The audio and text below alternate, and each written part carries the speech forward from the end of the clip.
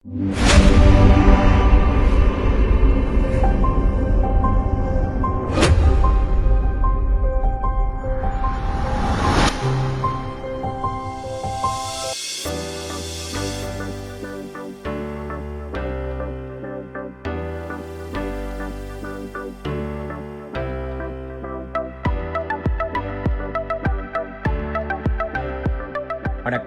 தடயத்தாரின் நம்மவர் நிகழ்வோடு இணைந்திருக்கின்றோம். அந்த வகையிலே இன்று நாங்கள் பார்க்க இருப்பது கனடாவிலே இடம்பெற்ற டொரண்டோ தமிழ் புத்தக அரங்கம் நிகழ்விலே காலம் இதழ் ஆதரவில் இடம்பெற்ற தோனா பத்திநாதன் அவர்கள் எழுதிய அந்தரம் எனும் நூல் வெளியீட்டு நிகழ்வைத்தான் நாங்கள் பார்க்க இருக்கின்றோம். இந்த நிகழ்வானது டிசம்பர் மாதம் 6ஆம் தேதி 2025 மாலை 3 மணியளவிலே இடம்பெற்றது. இந்த நிகழ்வுக்கு காலம் இதழ் ஆசிரியர் செல்வ மரளானந்தம் அவர்களின் தலைமையிலே இந்த நூல் பற்றிய உரைகளை எழுத்தாளர்களான SK விக்னேஸ்வரன், பா ஜெயகரன், யுவன் சந்திரசேகரம் ஆகியோர் உரையாற்றியிருந்தார்கள். இந்த நிகழ்வுகளை தொகுத்து தடயத்தார் நேர்களோடு பகிர்ந்து கொள்வதில் நாங்கள் பெரும் மகிழ்ச்சி அடைகிறோம். இந்த நேரத்திலே இந்த நிகழ்வுகளை ஒழுங்குபடுத்தி நடத்திய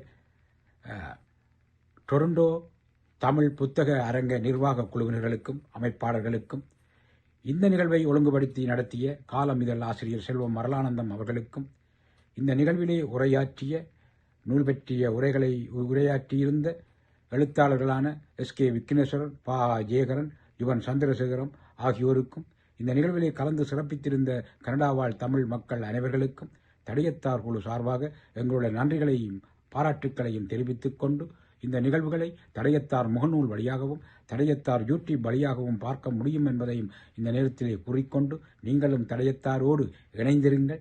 நாங்கள் போடுகின்ற வீடியோக்களை உடனுக்குடன் பார்க்க முடியும் என்பதையும் இந்த நேரத்திலே மீண்டும் முறை சொல்லிக்கொண்டு நிகழ்வுக்குள்ளே செல்வோம். நன்றி. நாங்கள் அந்தரம் பத்திநாதன் அவர்களின் அந்தரம் நூல் வெளியீடு நடைபெறவிருக்கிறது.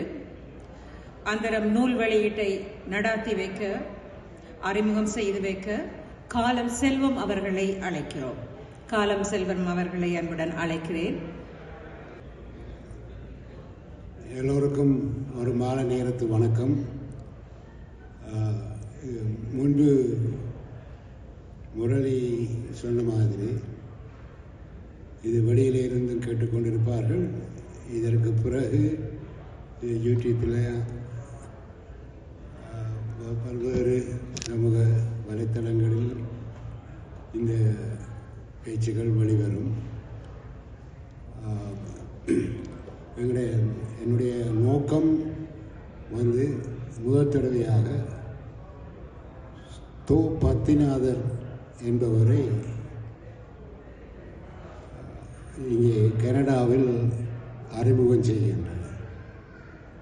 தோ பத்திநாதர் என்பவர் இதுவரை 6 புத்தகங்கள் எழுதியிருக்கின்றார். அந்த 6 புத்தகங்களும் இந்தியாவில் வாழ்கின்ற அகதி முகாம்களில் வாழ்கின்ற ஈழத்தமிழர்களுடைய அவல நிலையை சொல்லுகின்ற புத்தகம். இந்த அந்தரம் என்ற புத்தகம் அவர் எழுதிய முதலாவது நாவல். இந்தியாவில் அவர் ஒரு 30 வருஷத்துக்கு மேலே வாழ்ந்தவர். அகதி முகாம்களில் ஒரு 15 வருடங்களுக்கு மேலே வாழ்ந்தவர். அவருடைய பேர் உங்களுக்கு தெரியும், ஒரு 2 வருஷத்துக்கு முதலாக இந்திய பத்திரிகைகளில் பெரிதாக அடிபட்டது. அவருடைய கதைகளை திருடி ஒரு படமாக வந்ததென்று இந்த பத்திரிகைகளில் அது தொடர்பான ஒரு பிரச்சனையில் திரும்பவும் அவர் இந்தியாவுக்கு போக முடியாமல் தான் பிறந்த ஊராகிய பரப்பன் கண்டான் மன்னாரில் இப்போ வாழ்கின்றார். உண்மையான ஒரு அகதியை நான் 2012-13ஆம் ஆண்டு காலச்சுவடு அரங்கத்தில் கண்டேன். காலச்சுவடு ஸ்டோரிலே அவர் வேலை செய்து கொண்டு இருந்தார். என்னை அந்த காலச்சுவடு அதிபர் அவருக்கு அறிமுகப்படுத்திய பொழுது அவர் சிரித்து கொண்டு தான் இருந்தார். அந்த சிரிப்பு உண்மையான சிரிப்பில்லை, அவர் ஒரு துயரத்தின் வெளிப்பாடாக இருந்தது. ஏனென்றால் அது அவருடைய துயர் இல்லை, அங்கு வாழ்கின்ற அகதி மக்களின் ஒருவராலும் கவனிக்கப்படாத ஒரு மக்களினுடைய துயரம் அது. அவர் தொடுத்த வழக்கில் ஒரு நீதிபதி சொல்லுகின்றார், இந்த மக்கள் அங்கேயும் இல்லாமல் இங்கேயும் இல்லாமல் திரிசங்கு சொர்க்கத்தில் இருக்கின்றவர்கள். பத்மநாதருடைய அவருடைய முதல் புத்தகத்தை அவர் குறிப்பிடுகின்றார் நீதிபதி. பத்மநாதருடைய முதல் புத்தகம் 2007 வெளிவந்தது, போரின் மறுபக்கம். அதுக்கு முதல் பத்மநாதர் ஒரு 15 வயதிலே அகதி முகாமுக்கு போகின்றார். அவர் சொல்றார், நான் குடும்பத்தில் 12வது பிள்ளை, முழு குடும்பமும் நாங்கள் புலம்பெயர்ந்து போரின் கொடுமையால் மன்னாரிலிருந்து வள்ளத்தில் இந்தியா போய் சேர்ந்தோம் என்று. அப்போ நான் கேட்டேன், 13வது பிள்ளை இல்லையோன்னு. அப்பா செத்துட்டார் அதுக்கிடையிலே. அவர் மிக நகைச்சுவையாக அவரை நாங்கள் உரையாடினால் அண்ணாச்சி அண்ணாச்சி என்று சொல்ல மிக நகைச்சுவையாக அவர் திரும்ப திரும்ப அவருடைய புத்தகம் விற்கிதோ இல்லையோ, அவரும் காலச்சுவடும் திரும்ப திரும்ப இந்த ஈழத்தமிழ் அகதிகளுடைய அந்த அவல நிலையை 6-7 புத்தகங்களில் அவர் வெளிக்கொண்டு வந்திருக்கின்றார். அதை நாங்கள் கவனிச்சிருக்க வேண்டும். நான் கனடாவுக்கு வந்து 3வது மாதம் எனக்கு இங்கே பெர்மனன்ட் ரெசிடென்ட் கிடைக்கிது. 30 வருஷம் ஒன்றும் இல்லாமல் லட்சக்கணக்கான மக்கள் இருக்கிறார்கள். யாரையும் குறை சொல்ற நோக்கம் அல்ல. அதனுடைய ஒரு பிரதிநிதியாக பத்மநாதர் தன்னை கருதுகின்றார். அவருக்கும் இப்போ நியாயமான வயதாயிற்று, திருமணம் முடிக்கவில்லை. இப்பொழுது தன்னுடைய அக்காவோட வந்து இருக்கின்றார். அவரை இந்தியாவுக்கு விசா கொடுத்து ஏர்போர்ட்டில் வச்சு அவரை திருப்பி அனுப்பினோம். திரும்பவும் அவருக்கு அங்கே போகிற ஒரு எண்ணம் இருக்குது, அது சரி வருமோ தெரியாது. ஏன்னா அவர் அங்கே போனால் தான் இன்னும் எழுதலாம், அந்த மக்களுடைய வாழ்வை எங்களுக்கு சொல்லலாம். நாங்கள் இதை பெருசாக கவனிக்கிறேன். நாங்களும் அகதிகள், புலம்பெயர்ந்தவர்கள். எங்களுடைய வாழ்க்கை தரமும் அவருடைய வாழ்க்கை தரமும் எவ்வளவோ வித்தியாசமானது. அவர் அகதி முகாம் விட்டு தலைமறைவாகி ரோட்டில் இருக்கின்ற ஒரு தேத்தரி கடையில் சென்னைக்கு வந்து வேலை செய்து, இந்த சின்ன ஹோட்டலில் வேலை செய்து, அதுக்கு பிறகு அவர் படித்து கொண்டே இருந்தவர்.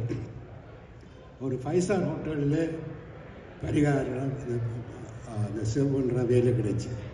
அதுக்கு பிறகுதான் அவருக்கு இந்த இலக்கிய உலகங்கள் தெரியுது. அப்போ அவர் இந்த வாழ்க்கையை எழுதி போட்டு போரின் மறுபக்கம் என்று பல்வேறு பதிப்பகங்களுக்கு சென்று கேட்டிருக்கிறார். ஒரு தரம் அதை கவனிக்கல. முருகேசு பாண்டியன் என்ற ஒரு நல்ல இலக்கியவாதி இவரை கொண்டே காலச்சுவட்டிலே அறிமுகப்படுத்தி போரின் மறுபக்கம் வெளிவருகின்றது. அதற்கு பிறகு அவர் அறியப்படுகின்றார். அதுக்கு பிறகு அவர் ஒரு 4-5 புத்தகம் போட்டிருக்கின்றார். உண்மையில் மனச்சாட்சியுள்ள அகதிகளாக வந்த நாங்கள் அந்த வாழ்வை கவனிக்க வேணும். அந்த மக்கள் இன்றும் ஒரு நல்ல வேலைக்கு போக முடியாது, நல்ல யூனிவர்சிட்டிக்கு போக முடியாத ஒரு சூழல்லாம் இருக்கின்றார்கள். அவருக்கு பெரிய ஆச்சரியம், தன்னை செல்வமன்னா நீங்கள் என்னென்று இப்படி ஒரு தடவை கவனிக்கிறீங்களே என்று. என்ற கெட்ட காலம் அவரை அனுப்பின புத்தகங்களும் எனக்கு வந்து சேரவில்லை. 1-2 புத்தகம் என்னிடம் கிடந்தபடியால் செய்தேன். நான் திரும்பவும் இதை செய்கிறது என்னென்று சொன்னால், இது இப்போ மன்னாரிலிருந்தும் இத்தனை பேர் பார்த்து கொண்டிருக்கலாம், இல்லாத இனிமேல் பார்க்கலாம். அவரை இந்த எழுத்துலகில், இலக்கிய உலகில், தமிழ் சமூகத்தில் அவர் சொன்ன விஷயங்களை கவனிக்கப்படுறதுக்காக நான் இந்த விடயத்தை இங்கே செய்கின்றேன். இப்பொழுது என்னுடைய நண்பர்கள், இலக்கியக்காரர்கள் அது பற்றி உங்களுடன் பேசுவார். திரு சரிநிகர் ஆசிரியர் இருந்த திரு விக்கி அவர்கள் பேசுவார்.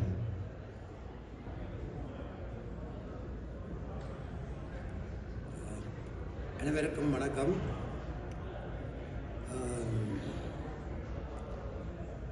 சொல்லுமன்னது என்ற தலைமை உரையிலே இந்த நிகழ்வுகளை நாங்கள் எந்த நூலை பற்றி பேசப் போகின்றோம் என்பதை பற்றி சொல்லவில்லை. அவருக்கும் அந்தரமாக இருந்திருக்கும் நினைக்கிறேன். நூலின்ற பேர் அந்தரம். அதன் காரணமாக இருக்கிற ஒரே ஒரு பிரதியை அந்த இடத்துல தூக்கி வச்சிருக்கிறேன். நூலின்ற பெயர் அந்தரம். இந்த அந்தரம் வெறுமனே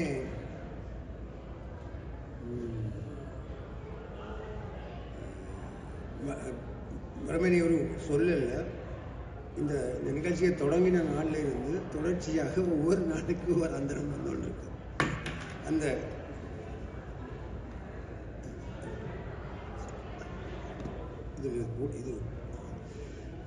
நடந்து கொண்டிருக்கிறது. நான் இந்த நூல் பற்றி எழுதின சின்ன குறிப்பு கூட 2 வருஷத்துக்கு முதல் நான் இலங்கையில் இருக்க இந்த புத்தகத்தை வாசித்தேன். அதனால் இருக்கிற சாதாரண என்னுடைய மனதில் இருந்த கருத்துக்களை பற்றி மட்டும்தான் எனக்கு சொல்லக்கூடியதாக இருந்தது. அது அடுத்த இன்னொரு அந்தரம் எழுதியிருக்கிறதை நான் இப்போ இதில் வாசிக்கிறேன். எழுத்தாளரை பற்றி சொல்லியிருக்கிறேன் இருந்தால் நானும் எழுதி கொண்டு வந்தேன். நான் அதனபடியால் அதை வாசிக்கிறேன். மன்னார் மாவட்டத்திலிருந்து வந்த எனது மனதுக்கு நெருக்கமான படைப்பாளிகள் 2 பேர். அதில் ஒருவர் என்னை விட கிட்டத்தட்ட 20 வருஷம் மூத்தவர். அடுத்தவர் கிட்டத்தட்ட 20 வருஷங்கள் இளையவர். இந்த இருவரும் என்னை பொறுத்த அளவில் மன்னார் மண்ணின் பெயர் சொல்ல போதுமான அளவுக்கு தமது எழுத்துக்களின் ஆற்றலால் அந்த மண்ணுக்கு பெருமை சேர்த்தவர்கள். மூத்தவர் மதிப்புக்குரிய நாட்டுக்கூத்து கலைஞரும் மன்னாரின் கடலோர மக்களது வாழ்க்கையையும் அவர்களது மொழியையும் நாம் கண்முன்னே தன் அற்புதமான எழுத்துக்கள் ஊடாக வெளிப்படுத்தி கொண்டு வந்த படைப்பாளியாகிய பத்திநாதன். பத்திநாதன் அவர்கள் ஒரு முக்கியமான படைப்பாளி. அவரது குஞ்சரம் ஊர்ந்தோர், அவர் பல நாவல்கள் எழுதியிருக்கிறார். அதில் குஞ்சரம் ஊர்ந்தோர் என்ற ஒரு நாவலை பற்றிய ஒரு அறிமுக குறிப்பொன்றை நான் அண்மையில் எழுதியிருந்தேன். அற்புதமான நாவல் அது. ஆச்சரியப்படும் விதத்தில் நான் இங்கு பேசவிருக்கும் இன்றைய நூலான அந்தரம் நாவலின் ஆசிரியரும் கூட பத்திநாதன் தான். முதியவரான பத்திநாதன் எனது பெருமதிப்புக்குரிய படைப்பாளி என்றால், சின்னவன் எனக்கு மிகவும் விருப்பத்துக்குரிய படைப்பாளி. இருவரிடமும் பொதுவான விடயம் என்று வெறுமனே அவர்கள் பெயர்களும் பிறந்த ஊரும் மட்டுமல்ல, தமது படைப்புகளில் அவர்கள் வெளிப்படுத்தும் நேர்மையான ஒடுக்கப்படும் மக்கள் சார்ந்த நுண்ணிய பார்வையும் அம்மக்களுடனான அவர்களது நெருங்கிய உறவும் கூட என்பது ஒரு வகையில் ஆச்சரியம்தான். இந்த நூலை அது வெளிவந்தபோது கிட்டத்தட்ட 2 ஆண்டுகளுக்கு முன் என்று நினைக்கிறேன். இலங்கைக்கு போயிருந்த போது யாரிடமோ பெற்று வாசித்திருக்கிறேன். இப்போது இந்த கூட்டத்தில் அதை பற்றி பேச வேண்டும் என்று காலம் செல்வமன்னர் என்னை கேட்டபோது, நல்ல புத்தகம்தான், நான் வாசித்திருக்கிறேன், அது பற்றி பேசலாம், ஆனால் அந்த நூல் இப்போது என் கைவசம் இல்லை என்று சொன்னேன். சொல்லிவிட்டு நான் சொன்னேன், தந்தால் கட்டாயம் பேசுவேன். ஏனென்றால் 2 ஆண்டுகளுக்கு முன் வாசித்த ஒரு புத்தகத்தை பற்றி, அது ஒரு நாவலை பற்றி, அது நல்ல ஒரு புத்தகம், நல்ல புத்தகம் என்று மட்டும்தான் சொல்ல முடியும். என் பழைய நினைவுகளின் அடிப்படையில் அதை பற்றி ஏதாவது ஒரு வார்த்தைகள் கூற முடியும். அதை விட அதிகமாக சொல்ல, அது பேசிய பல விடயங்கள், குறிப்பாக தமிழ்நாட்டில் தஞ்சமடைந்திருந்த ஈழத்து அகதிகள் எதிர்கொண்ட சவால்கள் பற்றி பேசுகின்ற அந்த நாவலின் விவரங்கள் பல இனது ஞாபகத்தில் இப்போது இல்லை என்று சொன்னேன். அவரும் தருவதாக ஒப்புக்கொண்டார். ஆனால் செல்வமன்னர் கடைசி வரை எனக்கு புத்தகத்தை தரவே இல்லை. புத்தகம் தமிழ்நாட்டிலிருந்து வந்து சேரவில்லை என்று சொன்னார். காலச்சுவடு இதழின் பாசல் அனுப்பும் பொறுப்பினம் பற்றி அவர் மிகவும் கவலையுடன் அலாக்குறையாக சொல்லியன, என்ன உன்னால் முடிந்த அளவுக்கு ஏதாவது பேசுவேன். ஏதாவது பேசு என்று சொன்ன அளவில் தான் என்னுடைய பேச்சு இருக்க போகிறது, மன்னிக்க வேண்டும் அதுக்கு நீங்கள். அதன் காரணமாக இந்த நூல் தொடர்பாக வெளிவந்த ஒரு சில பத்திரிகைகள் வந்திருந்த சில குறிப்புகளை இணையத்தில் தேடி எடுத்து பார்த்து எனது ஞாபகத்தை மீட்டுக்கொள்ள முயற்சித்தேன். ஆனால் அவை ஒரு உரைக்கு போதுமானவை அல்ல. ஏனென்றால் அவையும் கூட அறிமுக குறிப்புகள் தான். அந்த வகையில் என் ஞாபகத்தில் இருக்கும் சில விடயங்களையும் இணைத்து ஒரு சிறிய அளவில் எனது உரையை செய்யலாம் என்று நினைக்கிறேன்.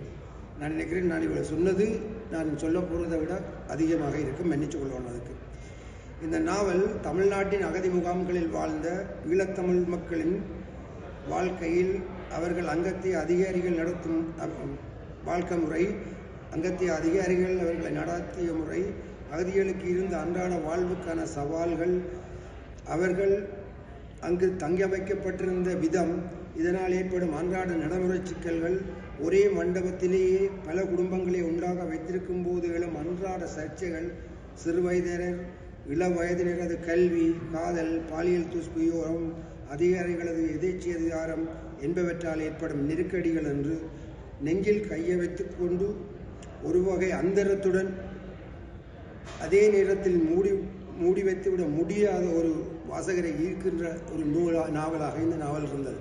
இந்த அந்தரம் என்ற சொல்லி திரும்ப திரும்ப வர்றது காரணம், அந்த வாசிக்கிற ஒவ்வொரு நிமிஷமும் உங்களுக்கு ஒரு அந்தர உணர்ச்சியை அது தந்து கொண்டிருக்கும். நாவல் தொடர்பாக எனது நண்பரும் இப்போது சுவிட்சர்லாந்தில் வசிப்பவருமாகிய ரவீந்திரன் இந்த நாவல் குறித்து எழுதிய குறிப்பிலிருந்து சில வார்த்தைகளை சொல்வதன் மூலம் இந்த நாவலை பற்றி ஒரு முழுமையான பார்வை கிடைக்காவிட்டாலும் பெருமளவாக அதை என்னென்று ஊகிக்கக்கூடிய வாய்ப்பை உங்களுக்கு ஏற்படுத்த முடியும் என்று நம்புகிறேன். அந்த நாவல் தொடர்பாக அவர் எழுதியுள்ள குறிப்பில் இவ்வாறு குறிப்பிடுகிறார். தமிழகத்திற்கு புலம்பெயர்ந்த அகதிகள் 100க்கு மேற்பட்ட முகாம்களில் வசிக்கிறார்கள். இதில் அரைவாசி பேருக்கு மேல் மலையக தமிழர்கள்.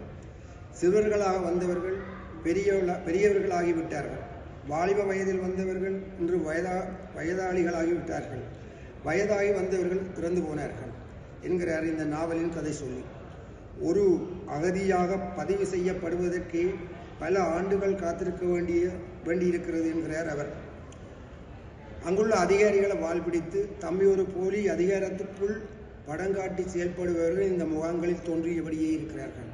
ஈழ அகதி சமூகத்துள் வன்முறை, போதைப்பொருள் என்ற குற்றங்கள் ஒருபுறம் இருக்க, ஒட்டுமொத்தமாக மிக பெரும் பண்பாட்டு வீழ்ச்சி அல்லது பிறழ்வையும் வாழ்வுக்கான போராட்டத்தையும் அது சந்திக்கிறது. இதுதான் பத்திநாதனின் கதைக்களம். இதற்குள் வாழும் மனிதர்களை சந்தியில் வைத்தும், கடத்தெருவில் வைத்தும், லயன் போன்ற அவர்களது வீட்டுக்குள் வைத்தும், பாழடைந்த கட்டடத்துக்குள் வைத்தும், சிறு குடிசை கோவில்களில் வைத்தும் மட்டுமல்ல, குற்றவாளிகளை கையாள்வது மாதிரியான அரச வன்முறை எதிரங்களான போலீஸ், ஹியூ பிரான்ச் என்பவர்களின் அலுவலகங்களின் வாசலில் வைத்தும் நமக்கு அறிமுகமாக்குகிறது நாவல். மாணவர் மன்றம் கூடுவதாக இருந்தாலும் கூட ஹியூ பிரான்ச்சிடம் அனுமதி பெற வேண்டும் என்ற நிலைமை அங்கு நிலவியது. இப்படி இந்த நாவலிலே வந்திருக்கிற பல விஷயங்கள் இந்த குறிப்பாக வாசித்த போது எனக்கு ஞாபகம் வருகின்றன. ஆனால் அதை நான் சொல்லுவதை விட எனக்கு முக்கியமாகப்படுகிறது என்ன, இந்த நாவல் கிடைத்தால் நீங்கள் அனைவரும் ஒரு முறையாவது வாசிக்க வேண்டும். ஏனென்றால் நாங்கள் வாழுகிற கனடா நாட்டிலே வாழுகின்ற பெரும்பாலான தமிழ் இலங்கையைச் சேர்ந்த தமிழர்கள் அகதிகளாக இங்கே வந்து குடியேறுகிறார்கள். இந்த குடியேற்றத்துக்கும் அங்கு போய் தற்காலிகமாக ஒரு 20 வருட காலம் தங்கியிருக்கிறதுக்காக சென்ற அந்த அகதிகளுக்கும் இருக்கிற இடைவெளியில் இருக்கிற அவர்களுடைய சாதாரண சிவில் உரிமைகளுக்கு இருக்கிற சவால் ஒரே விதமானது அல்ல. மிக மோசமாக அந்த வந்தான் வரத்தான் வந்திருக்கிறான் என்ற மாதிரி பழி வாங்கலும் இழிவுபடுத்தலும் நிறைந்த ஒரு சூழலில் தான் அவர்கள் அந்த 20 வருஷத்தை கடந்திருக்கிறார். கிட்டத்தட்ட 2 ஜெனரேஷன் அங்கே உருவாகி இருக்கிறது. அப்போ அதை நாங்கள் இந்த நாவலில் அவர் அழகாக கொண்டு வந்திருக்கிறார். உங்களுக்கு உண்மையாக அதை நீங்கள் வாசிக்க வேண்டிய நாவல் கையில் இந்த நாவல் இல்லாதால உங்களுக்கு பகிர்ந்து கொள்ள முடியவில்லை. அந்த நாவல் எப்படி முடியுது? 17 வருடங்களுக்கு பிறகு இலங்கையில் தான் பிறந்த ஊருக்கு வரதன் என்பவர் தனது மனைவியோடும் 2 பிள்ளைகளோடும் திரும்பி வருகிறார். இலங்கை விமான நிலையத்தில் இறங்குகிறார் வரதன். எல்லா பயணிகளும் வெளியே போய்கொண்டிருக்க வரதன் குடும்பம் மட்டும் மறைத்து வைக்கப்படுகிறது. அவர்கிட்ட சின்ன பிள்ளை சின்ன குழந்தை கேட்குறேன், ஏனப்பா நாங்கள் நிற்கணும்? குழந்தை கேட்குது, நாங்கள் அகதிகள், அதால் தான் நிறைய தகப்பன். அதில் என்னப்பான்னு கேட்குது குழந்தை, நாம தான் அகதி என்று சொல்கிற தகப்பன். நாம ஏனப்பா அகதி என்று பிள்ளை சத்தம் போடாவா ஆமிக்காரன் பிடிச்சு போடுவார் என்று சொல்கிறேன். இந்த வரிகளுக்கு இடையில் தோய்ந்தெழும்புகிறது வாழ்வின் கனதி. ஒரு சிறு வேலைக்கும் எண்ணற்ற அலைச்சலை சட்டத்தின் பெயராலும் அதிகார திமிரிலும் பொறுப்பின்மையாலும் வீம்பாலும் இடத்துக்கு இடம் ஓடவிட்டு அலக்கழிந்து துயரப்படுகின்ற அதிகாரிகள் வழங்கிய அகதிமுறாம் வாழ்வின் அயற்சியில் நாவல் அயற்சியே நீங்கள் வடிவாக அந்த நாவலில் பல இடங்களில் காணலாம். அந்த அயற்சி உண்மையாக நாவலை வாசித்து முடிக்க எனக்கும் தான் அந்த உணர்வு இருந்தது. நீங்களும் அவசியம் பாவிக்க வேண்டிய நாவல். ஆனால் அந்த அயற்சின்றது நிச்சயமாக உங்களை ஏதாவது ஒரு மாற்றத்துக்காக ஏதாவது ஒரு சின்ன வேலையாவது நாங்கள் செய்ய வேண்டும் என்ற உணர்வை தூண்டும். அந்தளவுக்கு ஒரு அற்புதமான படைப்பு. இதை எழுதிய என்னுடைய இளவயது நண்பன் பத்திநாதனுக்கு திரும்பவும் ஒரு இதுக்காக நன்றி சொல்லி விடைபெறுகிறேன். நன்றி. மிக ஒரு சோகமான விடயங்களை எழுதுகின்ற பத்திநாதரோட எனக்கு என்ன நினைப்பேன்னா அவர் மிக நல்ல நகைச்சுவையாகவும் இந்த துயரங்கள் இல்லாத மாதிரியும் சிரித்து பேசி அண்மையில் கூட அவரோட பேசி கொண்டிருக்க அனாஜி வேறு ஒரு சம்பவத்துக்காக சொன்னேன். என் அப்பா சொன்ன ஒரு விஷயத்தை கடைசியில் சொன்ன விஷயத்தை நான் வாழ்க்கையில் மறக்கலாண்டு. என்ன சொன்னவர்ன்றா வேடிய வடிவ பிடியடாண்டு. அதாவது ஒரு வேடிய வடிவ பிடிக்காதபடியாக அவர் விழுந்து இறந்துட்டாருண்டு. அப்படி ஒரு என்ன சொன்னாலும் ஒரு நகைச்சுவையோடு கதைக்கக்கூடியவர். எழுத வழிக்கிட்டால் எங்களோட மனச்சாட்சி அது உழுப்புற மாதிரி இருக்கும். அவருடைய முதலாவது போரின் மறுபக்கம் அது தன் வரலாற்று அதை படிக்க எங்களுக்கு தெரியாத விஷயங்கள் அவருக்கு தெரிஞ்சிருக்கு. அதால் அந்த பதிப்பகங்கள் அதை அவர் அந்த புத்தகத்தை போடவே. உயர் நீதிமன்றத்தின் மதுரை கிளை இலங்கை அகதிகள் குறித்த வரலாற்று முக்கியத்துவம் வாய்ந்த தீர்ப்பை ஜூன் மாதம் 17ஆம் தேதி 2019 வழங்கியது. அதில் புராணங்களில் திருசங்கு சொர்க்கம் எனப்படும் இடம் உண்டு. மனிதர்கள் அதே விதமான நிலையில் இருக்கிறார்கள். அவர்கள் இலங்கையை விட்டு வந்துவிட்டார்கள், ஆனால் இங்கு உட்கொள்ளப்படவில்லை. அவர்கள் தங்க வைக்கப்பட்டுள்ள முகாம்களுக்கும் சொர்க்கத்துக்குமான தூரம் மிக நீண்டது. முகாம்களின் நிலை நரகத்தை போன்று உள்ளதாக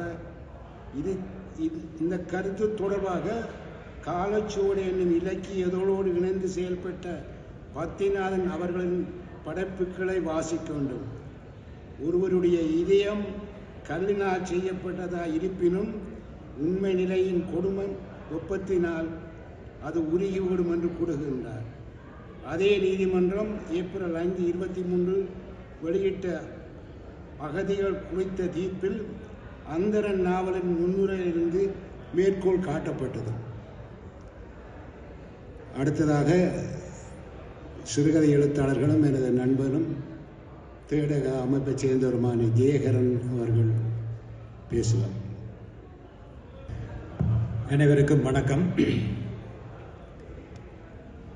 இந்த நிகழ்வுக்கு அடிகோலியவர்கள் என்று சொன்னால் அதில் மிக முக்கியமாக நாங்கள் சிலரை குறிப்பிட வேண்டும்.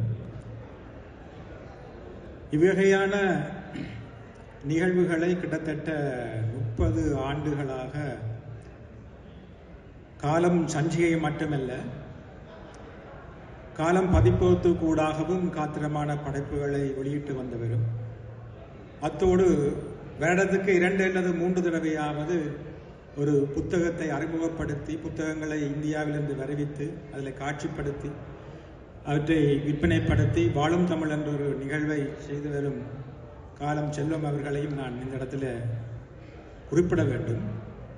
அடுத்ததாக கடந்த வருடம் இது போன்ற ஒரு புத்தக கண்காட்சியை கனேடிய தமிழர் எழுத்தாளர் இணையம் செய்திருந்தது. அதுபோன்று இம்முறையும் சிடிசி மற்றும் வேறு அமைப்புகள் சேர்ந்து இந்த நிகழ்வை ஒழுங்குபடுத்தி இருக்கிறார்கள். இவர்களுக்கு நன்றி. இது ஒரு சிக்கலான விஷயம் என்னென்று சொன்னால், இந்த நேரம் ஒரு பிரச்சனையான நேரம். நான் உண்மையாகவே ஒரு சிறிது நேரம் நித்திரை கொண்டு எழும்புவேன். இங்கே வந்த உடனே முன்னுக்கு இருந்ததும் கட்டில் தான். எனவே இந்த அந்தரம் நாவல் குறித்து பேசும் முன்பாக திரு பத்திநாதன் அவர்கள் தொடர்ச்சியாக காலச்சுவட்டில் அகதியல் நிலை குறித்து எழுதி கொண்டு வந்தவர். அவருடைய ஏனைய புத்தகங்களான போரின் மறுபக்கம், தமிழகத்தில் ஈழ அகதிகள், தகைப்பின் வாழ்வு போன்ற கட்டுரைகள் நான் ஏற்கனவே பல இடங்களில் வாசித்தும் இருக்கிறேன். அந்த கட்டுரைகளில் சொல்லப்பட்ட ஈழ அகதிகளின் அவதி நிலையை தான் இந்த நாவலும் சொல்லிச் செல்லுகிறது. இந்த அந்தரம் என்ற தலைப்பின் உட்பாடு அவர் வச்ச பேர் தொங்குசாரம். இந்த தொங்குசாரம் என்பது என்னன்னு சொன்னால், இந்த பெயிண்டிங் அடிக்கைகள் அந்த போடுற அந்த தொங்கி கொண்டு அதில் 2 வேலை செய்கிற அந்த அதுக்காக நிற்கிற இடம் தான் அந்த தொங்குசாரம். ஏன் அவர் அந்த பெயரை சூட்டுகிறார் என்று சொன்னால், அவர் சொல்லுகிறார், தமிழ்நாட்டு 108 அகதி முகாம்களில் உள்ள ஈழத்தமிழ் அகதிகளினுடைய பெரும்பான்மையான வேலை இந்த பெயிண்டிங்க்கு சொல்லுவதுதான்.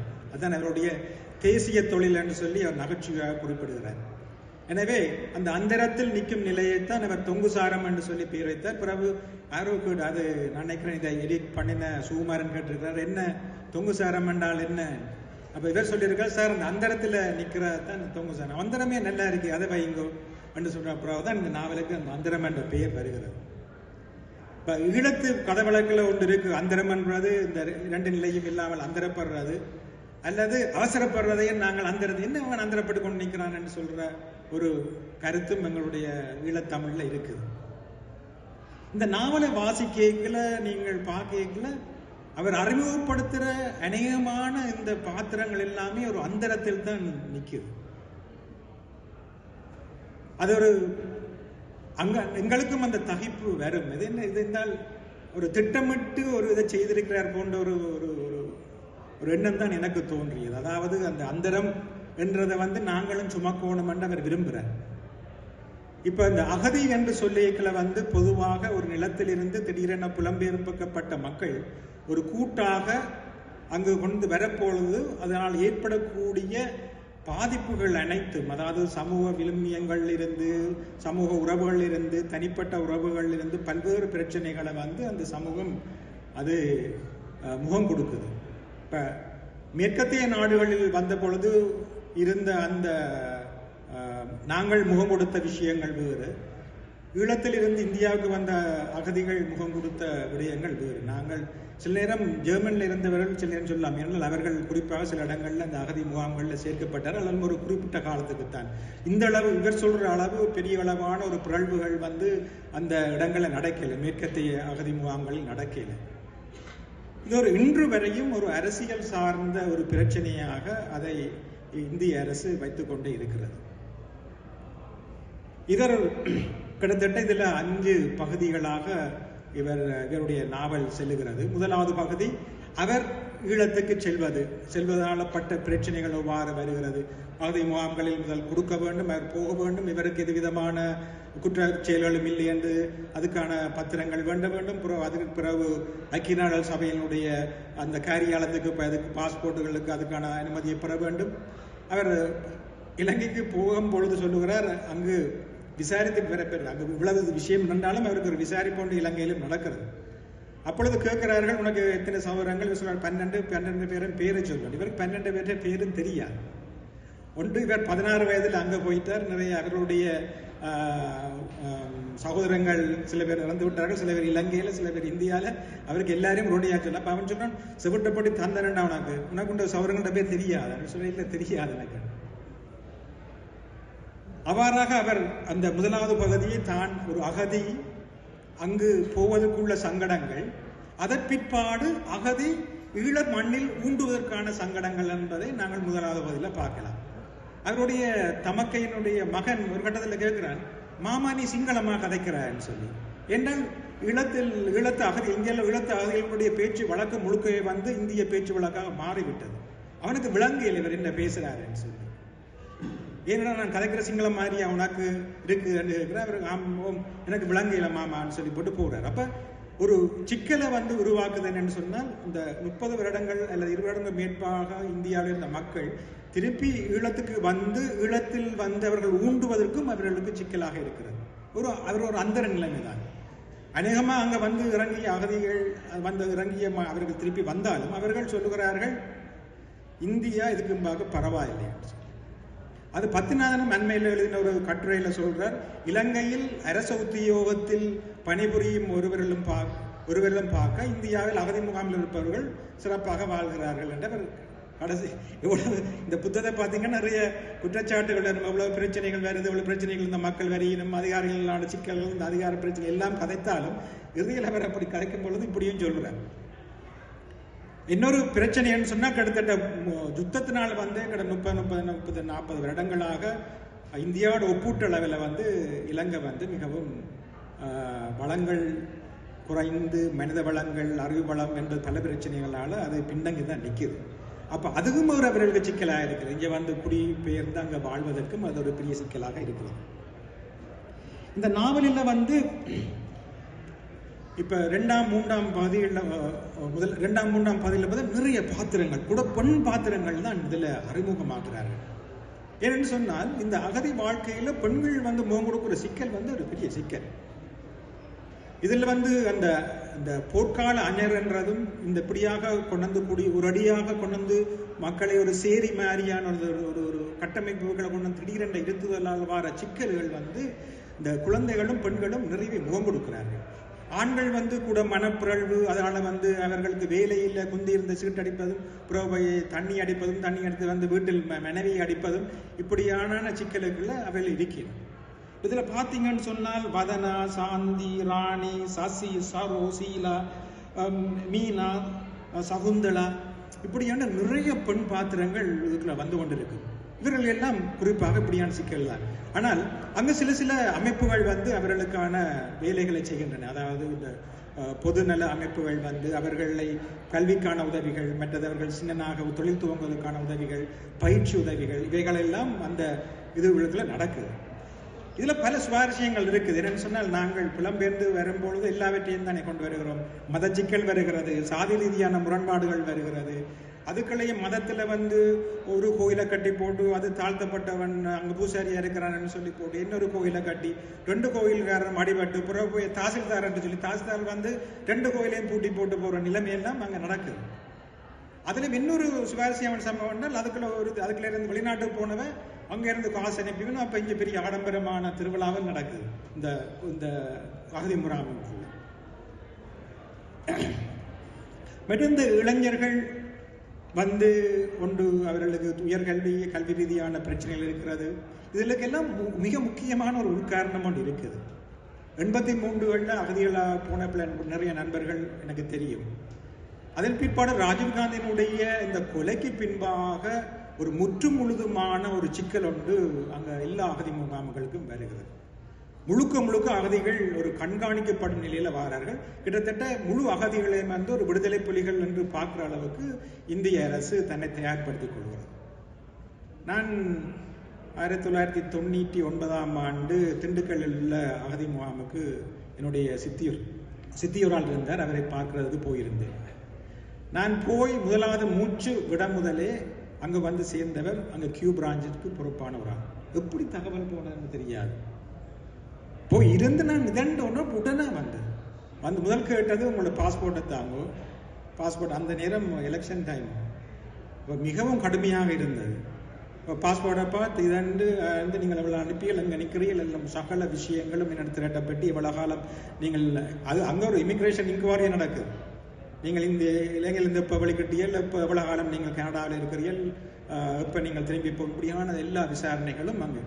ஆகவே அங்கே இருக்கிற முழு பேருமே ஒரு சிக்கலான நிலைமை வந்து இந்த ராஜீவ்காந்தியினுடைய கொலை மற்றது பத்மநாபா அவர்கள் போன்ற கொலைகளுக்கு பின்பாக அவர்கள் மிகுந்த சிக்கலுக்கு உள்ளாக்கப்பட்டார்கள். அதில் எங்களோட பிரச்சனைகள் இருக்கு. நாங்களும் இதுகளில் பங்காளிகள்லாம் நாங்கள் நடக்கிற பிரச்சனைகளில் வந்து இதுகளையும் நாங்கள் கருத்தில் கொள்ள வேண்டும். அதையும் இவர் குறிப்பிடுகிறார் அவருடைய நாவலில். அந்த இடங்களும் வருகிறது. அங்கு இருக்கிற கதைக்கும் பொழுது இந்த சிக்கல்களையும் அவர்கள் பேசிக்கொள்கிறார்கள். இது வந்து ஒரு வெறுமனவே ஒரு அகதிகளுக்கான பிரச்சனையா அல்லது இந்தியாவில் இருக்கிற மக்கள், அதாவது வர்க்க ரீதியாக கீழ்த்தட்டில் உள்ள மக்களுக்கும் வந்து இந்த பிரச்சனை இல்லையா என்று பார்த்தால் கிட்டத்தட்ட அங்கே ஒடுக்கப்பட்ட மக்கள் அல்ல வர்க்க ரீதியாக கீழில் உள்ள மக்களும் வந்து இவ்வகையான ஒடுக்குமுறைகளையும் அதிகார துஷ்பிரயோகங்களையும் அவர்களும் சந்திக்கிறார்கள். இது வெறுமனுமே ஈழத்து அகதிகளுக்கான சிக்கலுங்க வருகிறது என்றால் அவர்கள் ஒரு இடத்துல கொண்டு வரப்பட்ட ஒரு கண்காணிக்கப்பட்ட ஒரு மக்களாக, ஒரு அகதிகள் குழுவாக அவர்கள் மாறி இருப்பது தான் ஒரு பெரிய சிக்கல் என்று நான் கருதுகிறேன். ஏனென்று சொன்னால் ஒரு அடிப்படை ரீதியாக அவர்களுக்கான உணவு வழங்கப்படுகிறது, அவர்கள் மாசம் அவர்களுக்கு ரேஷன் வழங்கப்படுகிறது. அந்த உதவி காணாவிட்டாலும் அவர்கள் வெளியளவை வேலை செய்வதற்கான அவர்கள் வெளியளவை வேலை செய்யலாம். வேலையில் மிக முக்கியமாக இந்த பெயிண்டிங் தான் அவர்களுடைய மிக முக்கியமான வகையான விஷயங்கள் எல்லாம் நடக்கிறது. அப்போ ஒரு சமூக சிக்கல் என்றது வந்து இந்த அகதி முகாம்களில் எங்களுக்குள்ள பிரச்சனை என்று சொன்னால், இங்கே நாங்கள் வெளியால் விடப்படுகிறோம், நாங்கள் சுதந்திரமாக எங்கள் குறித்தான பல விஷயங்களையும் செய்யக்கூடிய ஒரு சூழல், அரசியல் சூழல் ஒன்று இங்கே இருக்கிறது. அங்கே அது இல்லை அவர்களுக்கு. அது வந்து திருப்ப வந்து அவர்களை வந்து ஒரு அந்தரத்திலும் இருக்க வைப்பதற்கான முயற்சிகள், அதாவது அவர்கள் குற்றச்செயலில் ஈடுபடுகிறார்கள், அவர்கள் மது அருந்துகிறார்கள், போதை வசூல்களில் போகிறார்கள், அயலவர்களோடு அடிபிடிக்க போகிறார்கள், பெண்கள் சம்பந்தமான பிரச்சனைகள் எழுகின்றன. இப்படி சகல சிக்கல்களையும் வந்து பத்திநாதன் அவர் சொல்லிக்கொண்டே போகிறார். ஆனால் இது ஒரு நாவல் என்று நாங்கள் சொல்லுகிற அந்த கட்டுமானத்துக்குள்ள இது இல்லை. இது பல விஷயங்களையும் வந்து உடைச்சு போய்கொண்டே இருக்கிறது. கிட்டத்தட்ட அது ஒரு பகுதி, 3ஆம் பகுதிக்குள்ள வரைக்குள்ள தான் அது ஒரு நாவலுக்குரிய வடிவங்களுக்குள்ள வருகிறது. அப்ப முழுக்க வாசிக்கும் பொழுது இந்த வாழ்வில் எங்களுக்கு ஏதாவது ஒரு ஒளி உண்டு இல்லையா? எல்லாமே எங்களுக்கு கஷ்டமா தொடர்ச்சியாக பார்த்தோம்னு சொன்னால் என்ன படம், பழைய படம் என்ன ஒரு தேவதாஸ் செட்டப்லேயே இருக்குது. இதுக்குள்ள இருந்து எங்களுக்குள்ள வாழ்வில் ஒரு ஒளி இல்லையா? ஒரு கிட்டத்தட்ட ஒரு அப்படியான ஒரு அச்சத்தை தான் இந்த நாவல் தருது எனக்கு. அதுதான் ஒரு மனுஷர் அப்படித்தான் இருப்பினுமா? மனுஷர் இவ்வளவு கேவலமாக இவ்வளவாக இப்படிதான் இருந்து விட்டு போவார்களா? இல்லையே, நாங்கள் இதுக்குள்ள இருந்து எங்களுக்கு ஒரு விஷயம் வரணுமே, இதுல இருந்து ஒரு ஒளி ஒன்று வரணுமே. அது ஒரு சிக்கலா இருக்கு. இந்த நாவல் முழுக்க ஒரு சிக்கலா இருக்கு. ஆனால் கடைசியில ஒரு சாந்தி ஒன்று ஒரு கேரக்டர் இருக்கிறார். அவ புருஷனை இழந்து தன் 3 பிள்ளைகளோடு இங்க வாரா. அவன் பிரதான தொழில் வந்து ஆக்களுக்கு காசு கொடுக்குறது, வட்டிக்கு கொடுத்து வட்டி வேண்டுறது. அவர் ஒரு கடுமையான ஆள். அவருக்கு தெரியும் எங்க கடுமையாக நிற்கணும், அங்க போய் எல்லாம் பேசி அவன் இந்த குடும்பத்தை எடுத்து பேசி நீங்க வட்டிக்கு காசு தர மாட்டேன்னு பேசி ஒரு மாதிரி வட்டிக்கு வேண்டிடுவோம். எங்க வந்து ஒன்றுமே செய்யல இடங்கள்ல போய் அழுது குளறி, நான் 2 பிள்ளைகளை வச்சு புருஷன் இல்லாம வந்த நான் இதை நம்பித்தான் வாழ்றேன். அவ அப்படியெல்லாம் தன் அந்த வட்டியை வேண்டுறதுக்காக வேண்டி அவ அப்படி அலையிற ஒரு ஆள்.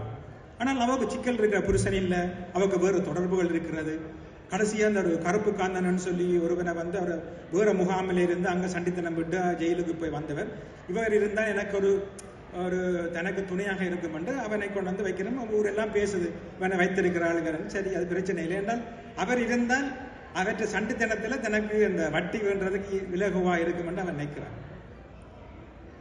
அவன் மகள் திடீரென்று இவன் தொந்தரவு தாம ஓடி அந்த ஊர்க்காரனோட, அதாவது அங்கே இருக்கிற அந்த ஊர்க்காரரோ போய் அப்புறம் அவள் கருத்தரிச்சு அப்புறம் அவருக்கு விலக்கி விட்டு திரும்பி அவள் வாராள். சரவோண்ட பிள்ளை, அவள் நல்ல பிள்ளைன்னு சொல்ற, நல்ல பிள்ளை வேண்டும். அப்ப இந்த சாந்தி கடைசியா அப்படியே இருந்து வருத்தம் வந்து அவள் இறந்து போகிறாள். ஊர்க்காரர் பேசி அந்த முகாமில் சொல்லும் அவளுக்கு எய்ட்ஸ் வந்திருக்கலாம் என்று பேசினான். அவளை எனக்கு என்ன சொன்னால் இந்த நாவலில் ஒரு கொஞ்சமாவது ஒரு ஒளிவார இடம் என்று சொன்னால் அந்த சரோ அவளுடைய பிள்ளை அதுக்காகவே அவளுக்கு ஒரு திருமணம் நடக்குதில்லை. எங்கேயாலும் பேசி வந்தாலும் சாந்தியின் மோளண்ட கதை வருகிறது. காந்தன் தாயையும் மகளையும் வைத்திருந்த ரெண்டு பேச்சு இருக்கிறது. அப்போ அவளுக்கு ஒரு திருமணம் இல்லை. அவள் இப்படி கலைந்துட்டு போகிற கண்ணைகள் தான் ஒரு ஒரு ஒரு ஒரு வரதன் சொல்லி ஒருவன் அவன் ஒரு நல்ல பையனாக அங்கே காட்டப்படவன். அவன் சோழி சுரட்டுக்கு போகிற இல்லை, அவன் ஒரு கடை வச்சிருக்கிறான். கடையிலிருந்து பாரதங்களை வச்சு அவன் குடும்பத்தை நடத்தி கொண்டிருக்கிறான். ஏதோ ஒரு கட்டத்தில் அவர் இருவர்களும் இணைகிறார்கள். அந்த இணைப்பர் அவளுக்கு 2 பிள்ளைகள் பிறக்குது. அவையெல்லாம் நாங்கள் போயிடும், திரும்பி ஊருக்கு போயிடும். அவன் அதில் அவள் கர்ப்பமாக இருக்கிறாள். அதெல்லாம் அந்த புள்ள கடைசியாக கேட்குது, அப்பா அகதி என்றா என்ன? அது நாங்கள் தான். ஏன் நாங்கள் அகதி? அது அப்படித்தான், சும்மா ஆமிக்காரன் பார்க்குறான் பிடிச்சிட்டு போயிடுவான்னு சொல்லி அவர் அதோட கதையை நிப்பாட்டுறார். ஒரு கொஞ்சமாவது ஒரு வாழ்வின் உயிர்ப்பு, அதாவது இதுக்கிலிருந்து விலகி அவர்கள் ஒரு தங்களுடைய சொந்த நிலத்துக்கு வருகிறார்கள். அந்த இளையவர்கள் இனி அவர் அந்த தங்களுடைய சொந்த மண்ணில் உள்ள ஒரு வாழலாம் என்ற ஒரு விதமான ஒரு கொஞ்சமாவது ஒரு நம்பிக்கையே அந்த இடத்துல தான் நாங்கள் ஓரளவு பார்க்கக்கூடியதாக இருக்கிற இந்த நாவலில். ஆனால் இது வாசிக்க வேண்டிய நாவல் ஏன்னு சொன்னால், நாங்கள் வெறுமனவே புலம்பெயர்வு என்று சொல்லிக்கொண்டு ஈழ அகதிகளுடைய பிரச்சனையை நாங்கள் கதைப்பதே இல்லை. இப்போ ஈழ அகதிகள் முகாமில் இருந்து எழுதின சில நாவல்கள், கவிதை தொகுப்புகள் எல்லாம் இருக்கின்றன. ஒன்று எஸ்.ஏ. உதயன் செம்மாடுகள் என்ற ஒரு நாவல், மற்றது விஜயதரனுடைய எதிரிகள் என்ற ஒரு நாவல், சுகன்யா ஞானசூரியனுடைய நாடி என்ற கவிதை தொகுப்பு, இவை போன்றன எல்லாம் அங்கு வந்திருக்கிறது. ஆனால் ஒரு ஈழ அகதிகளுடைய இலக்கியம் என்று சொல்வதற்கு ஒரு பெருமளவு இல்லாட்டிக்கும், ஆனால் அது இங்கே வருகிறது. நாங்கள் அதை கவனத்தில் எடுக்க வேண்டும், அது கவனிக்க வேண்டும். அதுதான் இந்த அந்தரம் நாவலுடைய மிக முக்கியமான விஷயம் என்று சொன்னால், இதுவரை காலம் கிட்டத்தட்ட 83 இருந்து இதுவரையும் இந்த 108 அகதி முகாமில் இருக்கக்கூடிய மக்களுடைய வாழ்வினுடைய ஒரு குறுக்குவெட்டை நாங்கள் இந்த அந்தர நாவலுக்கூடாக தரிசிக்க முடியும். ஒரு குறைஞ்சபட்சம் இந்த மக்களை இப்ப என்னன்னு சொன்னால், பல பேருக்கு வெளிநாடுகளுடைய துணை இருப்பதால் சில பேர் முகாமை விட்டு வெளியில் அவர்களுடைய வாழ்க்கை வித்தியாசமாக இருக்கிறது. கிட்டத்தட்ட அவர்கள் இந்தியர்களாகவே மாறி அவருடைய வாழ்வு இன்னொரு பக்கமாக இருக்கிறது. முகாமில் உள்ளவர்கள் இப்ப பெரும்பாலானவர்கள் மலையேஜை சேர்ந்தவர்கள் இப்பொழுது முகாமில் இருக்கிறார்கள். அவர்களுடைய சிக்கல், இலங்கையிலும் நாடற்றவர்கள், இந்தியாவிலையும் நாடற்றவர்கள், அவர்கள் திரும்பி போவதென்றாலும் அந்த சிக்கலை அவர்கள் சந்திக்க வேண்டியதாக இருக்கிறது.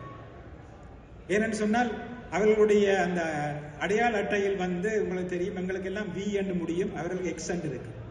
அந்த எக்ஸென்ட் நாடற்றவர்கள் என்ற இதுக்காக வழங்கப்பட்ட அடையாள அட்டை. அப்ப அவர்கள் திரும்பவும் இலங்கைக்கு போவது ஒரு பெரிய சிக்கலை கொடுக்குது அவைகளுக்கு, அப்படியான ஒரு நிலை. ஆனால் அதுக்குள்ளேயும் சில பேர் அந்த தங்களுடைய பழைய பூர்வீகத்தை தேடி போய் அந்த கிராமங்களுக்குள்ள திருப்பி அந்த தொடர்புகளை ஏற்படுத்தி அதற்குள்ள அவர்கள் திருமணம் செய்து வாழ்வர்களும் இருக்கிறார்கள். இப்படி பல பல விஷயங்களை இந்த நாவலுக்கூடாக அவர் சொல்லி இருக்கிறார். இது நீண்ட காலமாக இந்த குறை ஒன்று இந்த ஒவ்வொரு முறையும் வாசிக்கும் பொழுதும் இந்த அந்தர நாவலை இங்கு எடுப்பித்து இங்கே நாங்கள் ஒரு வெளியீடு செய்ய வேண்டும் என்று சொல்லிக் கொண்டிருந்தோம். அது நடக்கவில்லை. ஆனால் குறைந்தபட்சம் இப்படி ஒரு நிகழ்வில் இந்த அந்தர நாவலை அறிமுகப்படுத்தப்படும் வாய்ப்பு கிடைத்ததை ஏற்று நான் மிக்க மகிழ்ச்சி அடைகிறேன். பத்திநாதன் எப்போதுமே கிட்டத்தட்ட ஒரு சோர்ந்து போகிற ஒரு மனிதராக இருப்பார். அவருக்கு இது மிகுந்த உற்சாகத்தை அளித்தது. தன்னை யாரோ இங்கே ஒரு துறையில் இருந்தாவது தன்னை கவனிக்கிறார்கள் என்ற உற்சாகம் அவருக்கு இருக்கிறது. அவர் தொடர்ந்தும் எழுத வேண்டும். அவர் இன்னும் எழுத வேண்டிய விஷயங்கள் இந்த இலங்கைக்கு திரும்பிய அகதிகளுடைய வாழ்வு குறித்து அவர் தொடர்ச்சியாக எழுத வேண்டும். இந்த நாவலை இங்கு அறிமுகப்படுத்த வாய்ப்பை தந்த பத்திநாதனுக்கும் காலம் செல்வத்துக்கும் எனது நன்றியை தெரிவித்துக் கொள்கின்றேன். நன்றி ஜெயகரன். உண்மையிலே இதை நிறைவாய் செய்த ஜெயகரனுக்கு நன்றி. பத்திநாதர் அந்த வெடிக்கிட்ட நேரத்தில் ஒரு 8 அடி கூட வச்சா எங்களை போல் ஐரோப்பாவுக்கு வந்திருக்கலாம். இது காலத்தின் விதி தான் அவரை இந்திய அகதி முகாமில் தங்க பண்ணினது. அதை விட நான் ஒரு நன்றி சொல்லணும். காலச்சுவடு பதிப்பகம் அல்லாட்ட அந்த ஸ்தாபனம், அது கண்ணனுக்கு எல்லாம் ஒரு நல்ல பேர் சொல்ல மாட்டாங்க. அவர் புத்தக வியாபாரி என்று சொல்லுவார். அப்படி ஒரு இலக்கிய உலகில் அப்படி ஒரு பேச்சு இருக்கு. ஆனால் அவர் பத்திநாதரை ஒரு தன் சகோதரன் போல பாவிக்கிறார். என்னோட காலச்சோடு கண்ணன் பேசும்பொழுது இவர் இந்தியாவிலேருந்து திருப்பி அனுப்பப்பட்டது பொழுது ஒரு மேலே வறுமை நிலையில் இருக்கக்கூடியவரா, அவருக்கு ஏதாவது உதவி செய்யுங்க செல்லும், இங்கே இருந்தால் நாங்கள் பார்த்துக்கொள்கிறோம். அந்த அப்படி ஒரு அதிர்ஷ்டத்தில் கண்ணன் அந்த அந்த ஒரு கருணை பத்திநாதன் மேல். இந்த புத்தகம் இந்தியாவில் விற்க மட்டும் இல்லை, எங்கள் மத்தியிலும் விற்க மட்டும் இல்லை. நாங்கள் அதை கவனிக்க மாட்டோம். எங்களுக்கு இப்போ புலம்பெயர் இலக்கியம்ன்றது பெரிய மலை. அது அப்போ இந்தியாவில் இருக்கிற அந்த அகதிகளை வாழை பற்றி பார்க்குறதுக்கு எங்களுக்கு நேரமும் இல்லை, மனமும் இல்லை. அப்படியான இடத்துல பத்திநாதருக்கு காலச்சுவடு செய்கிற அந்த உதவிகள் 7 புத்தகத்தை போடுறதுன்னு சொன்னால் அது பெரிய விஷயம். என்ன காலச்சுவடு ஒரு பெரிய ஸ்தாபனம். அப்போ இந்த இடத்துல கண்ணன் இல்லையா, நீங்கள் என்ன குறைகள் சொன்னாலும் இந்த இடத்துல கண்ணனுக்கு ஒரு பெரிய மதிப்பு கொடுக்க வேண்டியது எங்களை போல புலம்பெயர்ந்த ஆக்கள் என்ற கடமை. அடுத்ததாக இப்போ நாங்கள் ஈழத்து ஆக்கள்லாம் இதை பற்றி நானும் ஜெயகரனும் நீண்ட நாளாக பத்திநாதரை இங்கே அறிமுகப்படுத்தணும் வேண்டு எல்லாத்துக்கும் டைமும் காலமும் இல்லாமல் இருந்தது. இப்பொழுது தமிழ்நாட்டிலே ஒரு முக்கியமான எழுத்தாளர், எழுத்தாளர்களால் விரும்பப்படுகிற யுவன் தற்செயலாக நேற்று தான் இந்தியாவிலேருந்து வந்து சேர்ந்தார். கேட்ட உடனே பொம்பையில் நின்றவர், செல்வம் செய்திருவோம் பற்றி எனக்கு நல்லா தெரியுமே, இப்படியானாக்கள் அதை கவனித்தால் இவை எழுதினால் பத்தினாருடைய அந்த எழுத்துக்கள் இந்திய தமிழ் வாசகர்கள் மத்தியிலும் பிரபலியமாகும். அந்த வகையில் மிக முக்கியமான ஒரு தமிழ் எழுத்தாளர் எங்களோட இருக்கிறார், திரு ஜீவனை நான் அன்புடன் அழைக்கின்றேன். வணக்கம். பத்திநாதனுடைய எழுத்தை பற்றி நான் பேசி நான் எழுதி அவர் மேலே பெரிய கவனம் கிடைக்கும் அப்படின்னு செல்வம் சொன்னார். எனக்கு ரொம்ப சந்தோஷமாக இருக்குது. அதுக்கு முன்னாடி என்னோட எழுத்துக்கள் மேலே ஒரு கவனம் தமிழ்நாட்டில் உருவாயிடுச்சுன்னா நான் சந்தோஷப்படுவேன். அப்போது நான் சொல்கிறதெல்லாம் கவனிக்கிறதுக்கும் ஆட்கள் வந்துடுவாங்க. இந்த புத்தகத்தை பற்றி பேசணும் அப்படிங்கும்போது நான் இதுக்கு முன்னாடி இந்த புத்தகத்தை பார்க்கக்கூட இல்லை. அப்போ நான் காலச்சோடில் கேட்டப்போ அரவிந்தன் எனக்கு அதோட PDF அனுப்பி கொடுத்தார். கடந்த 2-3 நாட்களாக இதை படித்து குறிப்பெடுத்து பேச வந்திருக்கேன். பொதுவாக இந்த நாவல் இங்கே எத்தனை பேர் வாசிச்சிருப்பாங்கன்னு தெரியல. இப்போ இந்த நாவலை பற்றி ரொம்ப டீட்டெயில்டாக நான் பேசினாக்க கிரீக் அண்ட் லாட்டினாக தான் இருக்குது, யாருக்குமே எதுவுமே புரியாது. அப்போ சில பொதுவான அபிப்பிராயங்களை சொல்லலாம் அப்படின்னு நான் நினைக்கிறேன். இது மாதிரியான புலம்பெயர் இலக்கியம் இருக்கு இல்லையா, இது புலம்பெயர்ந்து வந்த புதிதில் புலம்பெயர் இலக்கியமாக இருக்கும். இப்போது மலேசியாவில் சிங்கப்பூர்லலாம் புலம்பெயர்ந்தவர்கள் செட்டில் ஆகிருக்காங்க. அங்கேயே குடியுரிமை வாங்கி அங்கே இருக்கக்கூடிய பழைய வாழ்முறையும் இப்பத்திய வாழ்முறையும் ஒப்பிட்டு எழுதக்கூடிய எழுத்துக்கள்லாம் இருக்குது. அது குடியேற்ற இலக்கியம் அப்படிங்கிறாங்க. இப்போது பத்திநாதனுடைய இந்த புத்தகம் அந்த அர்த்தத்துலேயும் ஒரு அந்தரத்தில் தான் இருக்குது. இங்கேயும் இல்லை அங்கேயும் இல்லை. அது புலம்பெயர் இலக்கியமும் அல்ல, குடியேற்ற இலக்கியமும் அல்ல அப்படிங்கிற மாதிரி தான் இருக்குது. இந்த அகதி வாழ்வை பற்றி சித்தரிக்கக்கூடிய புத்தகங்கள் ஒரு பெரும்போக்காக 2 பிரிவாக பிரிக்கலாம்னு தோணுது. ஒன்று ஒரு தனிநபராக அவங்க சந்திக்கக்கூடிய உளவியல் நெருக்கடிகள், அதை பற்றி பேசக்கூடிய புத்தகங்கள். இப்போ நான் இதில் வாசித்த ஞாபகத்தில் இருக்கிற மிக நல்ல புத்தகம் லாரா ஃபெர்குஸ் அப்படின்னு ஒரு பெண்மணி எழுதிய இழப்பின் வரைபடம் அப்படின்னு ஒரு புத்தகம். அதையும் காலேஜோடு தான், வணக்கம் சார், அதையும் காலேஜோடு தான் வெளியிட்டிருக்கு. அந்த புத்தகம் அனிருத்தன் வாசுதேவன் மொழிபெயர்த்தது.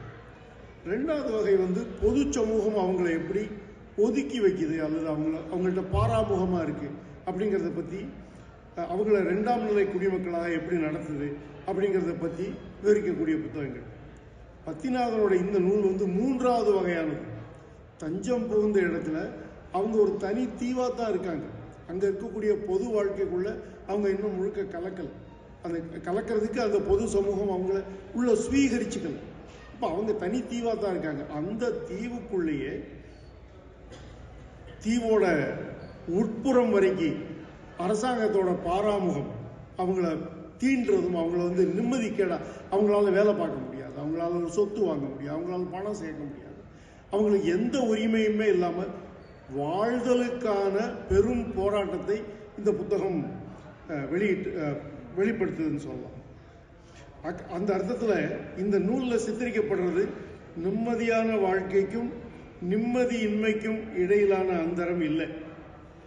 2 நாட்டு குடியுரிமைகளுக்கு இடையிலான அந்தரத்தன்மையும் இல்லை. நிம்மதியற்ற அகதி வாழ்வுக்கும் நிம்மதியற்ற சுதந்திர வாழ்வுக்கும் இடையிலான ஒரு அந்தரத்தன்மையை தான் இந்த புத்தகம் பேசுது அப்படின்னு நான் நினைக்கிறேன். முன்னுரையில் சேரன் சொல்றார், புலம்பெயர்ந்த நாடு சார்ந்து அகதிகளின் சமூக அந்தஸ்திலும் அவர்களை நோக்குபவர்களின் பார்வை மற்றும் அக்கறையிலும் ஏற்றத்தாழ்வுகள் உருவாகின்றன அப்படிங்கிறார். இந்த நூல் மூலமாக எனக்கு அறிய கிடைத்த ஒரு புதிய தரவு இன்னும் விசித்திரமானது என்னன்னா, நீங்க எந்த நாட்டுக்கு போனாலும் எந்த சமூகத்தை போய் பார்த்தாலும் அதில் மதம் சார்ந்து, இந்தியா மாதிரியான ஒரு நாட்டில், இலங்கை மாதிரியான ஒரு நாட்டில் ஜாதி சார்ந்து, பொருளாதார நிலை சார்ந்து, அப்புறம் இன்னும் கொஞ்சம் அதை கௌரவமாக சொன்னால் வர்க்கம் சார்ந்து படித்தரங்கள் இருக்கு. இந்த மாதிரி அகதிகள் வந்த உடனே அவங்களுக்குன்னு புது படி ஒன்று உருவாகுது. ஏற்கனவே இருக்கக்கூடிய ஆக கீழான படிக்கு அடுத்த படி ஒன்று கீழே உருவாகுது. அந்த படியில் தான் அவங்க பொருத்தப்படுறாங்க அப்படின்னு சொல்லலாம். இந்த புத்தகத்தை நான் நாவல்னு இவர் ஜெயகரனும் அதுதான் சொன்னார், அவரும் அதுதான் சொன்னார் நினைக்கிறேன். நாவல்னு சொல்ல முடியாது, இது உதிரி அனுபவ குறிப்புகள் அப்படின்னு சொல்லலாம். இது அப்போ இதை ஒரு சரியான ஒரு எடிட்டிங் ஒன்று, இதுக்கு கொஞ்ச நாளைக்கு முன்னாடி இங்கே எடிட்டிங் பற்றி ஒரு விவாதம் நடந்தது இல்லையா, இந்த மேடையிலேயே நடந்து ஃபேஸ்புக்லேயே நடந்து இன்னும் ஒரு முடிவு கேட்டலை. என் பங்குக்கு நான் ஒரு 2 கல் போட்டு வைக்கிறேன்.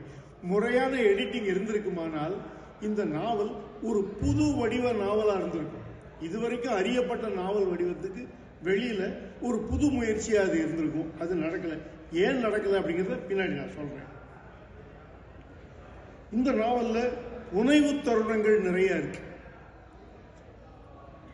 புனைவு தருணங்களுக்கு பஞ்சமே இல்லை, அவ்வளவு இருக்கு. ஆனால் அதாவது தன்னளவில் புனைவானவை அல்ல, அவை அம்புட்டும் நிஜம். அதுதான் வைத்தறிச்சலாக இருக்கு. ஆனால் வாசக மனத்தில் ஒரு புனைவாக விரிந்து வேரூன்றக்கூடிய தருணங்கள் நிறைய இருக்கு. உதாரணமா உண்ணாவிரத பந்தல பார்த்து வர்ற ஒரு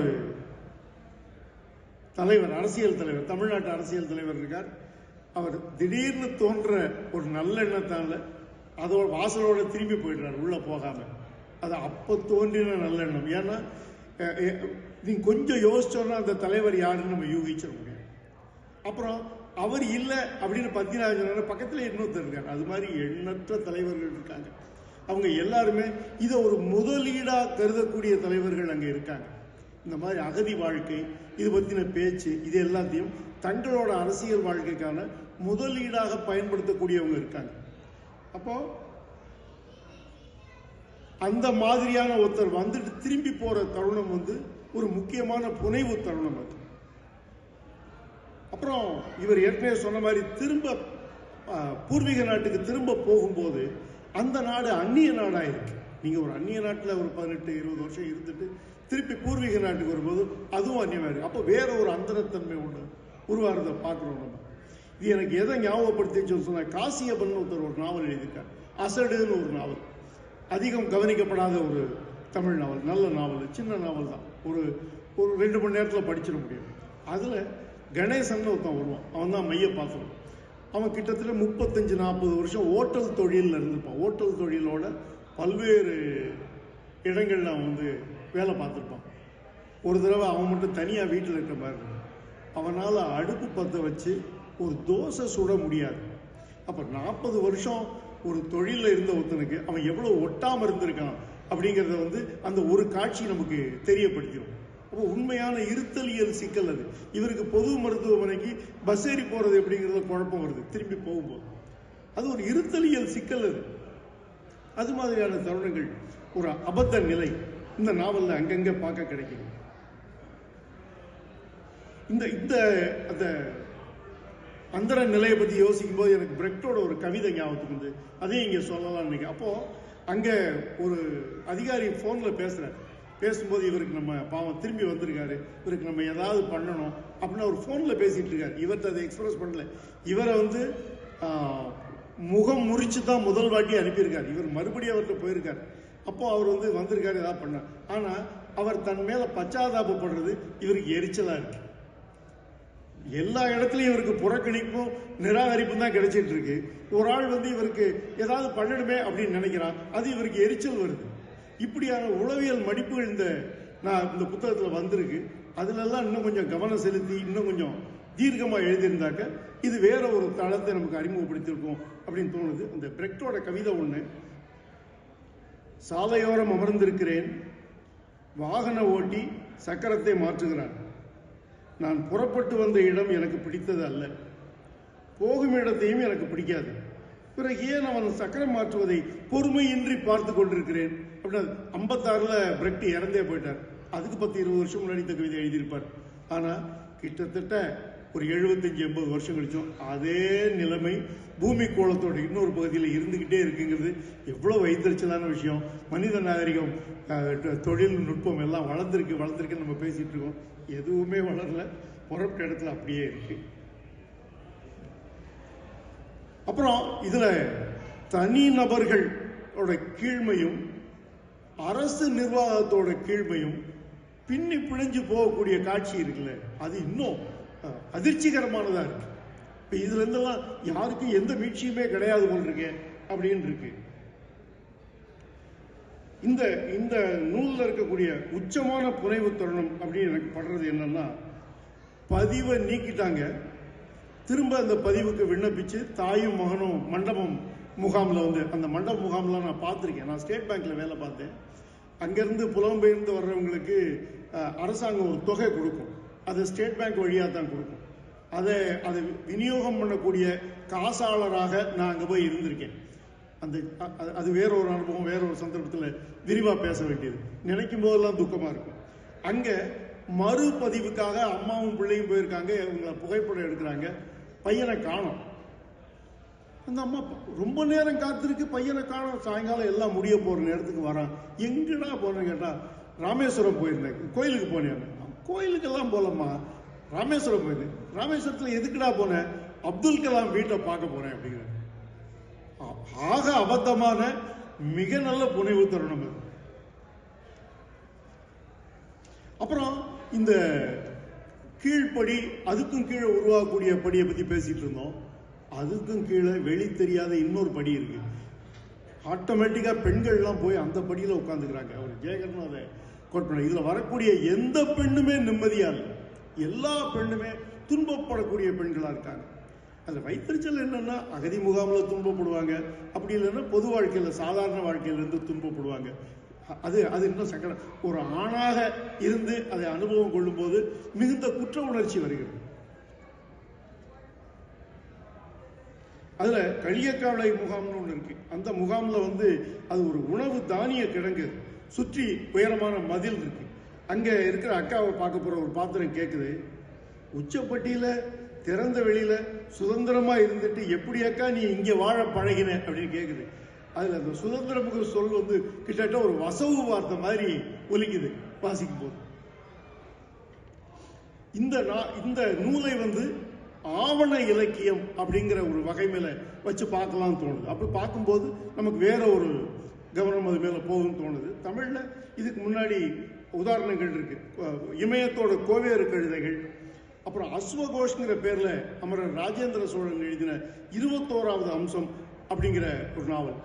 முதலாவது வந்து சமூகார்த்தமான விமர்சனங்களை வைக்கக்கூடியதுன்னு, ரெண்டாவது காட்டமான அரசியல். அப்ப இருந்த இந்திரா காந்தியோட அவசர நிலை சமயத்தில் 20 அம்ச திட்டம்னு ஒன்று வந்தது. அந்த நாவலோட தலைப்பு 21வது அம்சம் அப்படிங்கிறது. நல்ல அரசியல் நாவல், கிடைச்சா படிச்சு பார்க்கலாம். ஆனா இந்த உரையோட கடைசி பகுதிக்கு வரேன். இதை நாவல்னே பத்திநாதனும் உரிமை கோருகிறார். புத்தகத்திலே அப்படிதான் போட்டிருக்கு, எல்லாரும் அப்படிதான் அதை எடுத்து பேசுறாங்க. ஒரு நூல் நாவலாக உருவெடுப்பதற்கு மேற்சொன்ன அனுபவ நேர்மையும் அனுபவ நெருக்கமும் மட்டும் போதுமா அப்படின்னு ஒரு கேள்வி இருக்கு. செய்தித்தாள் விவரணை, நாட்குறிப்பின் அந்தரங்கம், நினைவுகளை கோத்து வைத்து மனப்புண்ணை ஆற்றிக்கொள்வது அல்லது கிளறிக்கொள்வது, இதற்கு அப்பால், இது எல்லாத்துக்கும் அப்பால் ஒரு எழுத்தாளனின் பிரசன்னமும் சேர்ந்து தான் ஒரு நாவலை உருவாக்குது. இதுல ஒரு தொகுப்பாளரோட பிரசன்னம் இருக்கு. அவர் ஒரு நாவலாசிரியராக திரளவில்லை அப்படின்னு தான் நான் சொல்லுவேன்.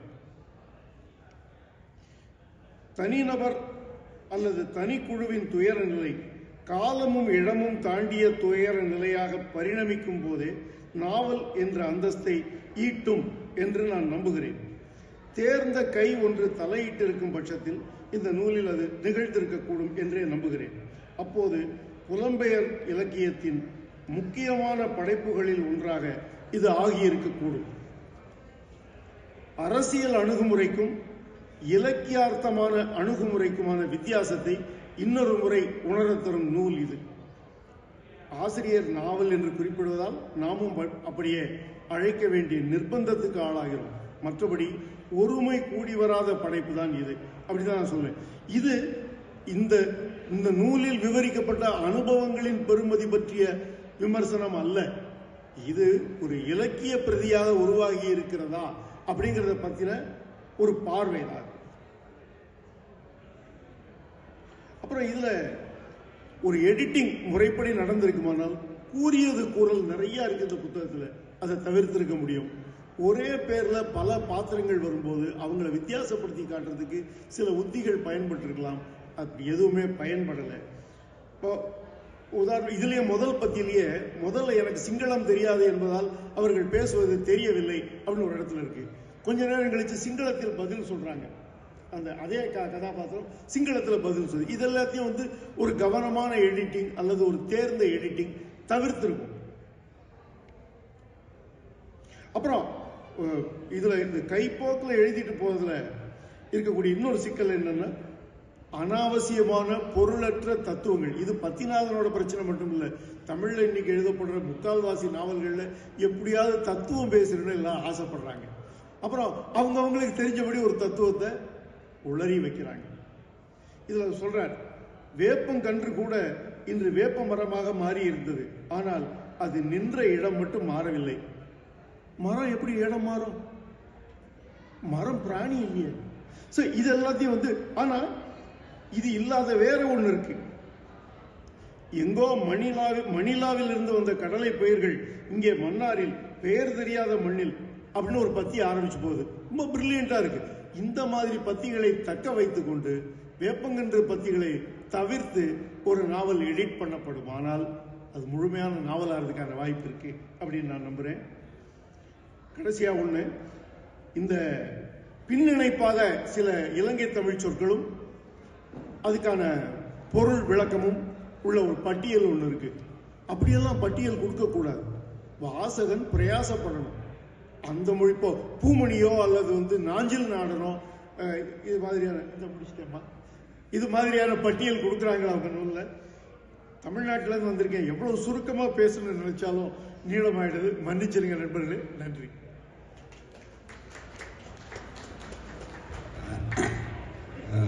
நன்றியுரை சுகம் ஒரு கொஞ்சமாக தான் இருக்கும். அவங்க மேடைக்கு வந்துட்டாங்க. நான் அவைக்குத்தான் முதல் நன்றி சொல்ல வேணும். இதை கேட்ட உடனே ஓமண்ட் டன்டன் இளங்கோ எஸ்மின் இப்படி ஒன்று செய்யலாம்னு சொன்னோடனே அவர் மிக சந்தோஷத்தோடு ஓமண்டு சொல்லிச்சின்னா, இதுக்கு 47 பேருக்கும் இனி பார்க்க போன்ற ஆயிரக்கணக்கான வாசகர்கள் பார்வையாளர்களுக்கும் என்னுடைய நன்றியை சொல்லுகின்றேன். மற்றது பத்திநாதர் நான் கேட்ட பொழுது இப்படி செய்ய போகிறேன்னா ஆச்சரியப்பட்ட ஒத்துழையா ஒரு யாழ்ப்பாணத்தான் இப்படி யோசிக்கிறான் என்று. அவர் எல்லோருக்கும் நன்றி. திரும்பவும் இந்த முஸ்லீம் சமூக அமைப்புக்கும் தமிழ் காங்கிரஸுக்கும் என்னுடைய சார்பாகவும் என்னுடைய நண்பர்கள் சார்பாகவும் நன்றி சொல்லுங்கள். வணக்கம்.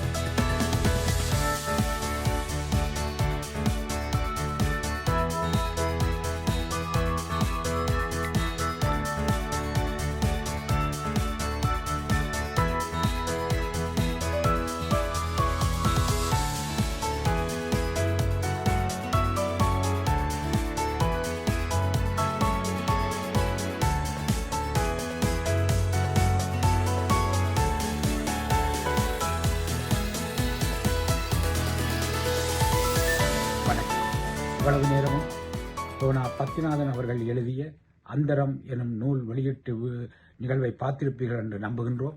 இந்த நிகழ்வை நீங்கள் மட்டும் பார்வையிடாமல் மற்றவர்களுக்கும் பகிர்ந்து கொள்ளுமாறு உங்களை அன்போடு கேட்டுக்கொள்கிறோம். நீங்களும் தடயத்தாரோடு இணைந்திருங்கள். நாங்கள் போடுகின்ற ஒவ்வொரு வீடியோவையும் உடனுக்குடன் பார்க்க முடியும். இந்த நேரத்திலே மீண்டும் ஒருமுறை இந்த நிகழ்வை ஒழுங்குபடுத்தி நடத்திய டொரண்டோ தமிழ் புத்தக அரங்க நிர்வாக குழுவினர்களுக்கும் ஒருங்கமைப்பாளர்களுக்கும் இந்த நிகழ்விலே உரையாற்றிய அனைத்து பேச்சாளர்களுக்கும் இந்த நிகழ்வை நடத்திய காலமிதழ் குழுவினர்களுக்கும் தடயத்தார் குழு சார்பாக எங்களுடைய நன்றிகளையும் பாராட்டுக்களையும் தெரிவித்துக் கொண்டு மீண்டும் ஒருமுறை தடயத்தாரின் நம்மவர் நிகழ்வுகளோடு உங்களை சந்திக்கும் வரை உங்களிடமிருந்து விடை பெறுபவர் கிருபா கந்தையா. நன்றி, வணக்கம்.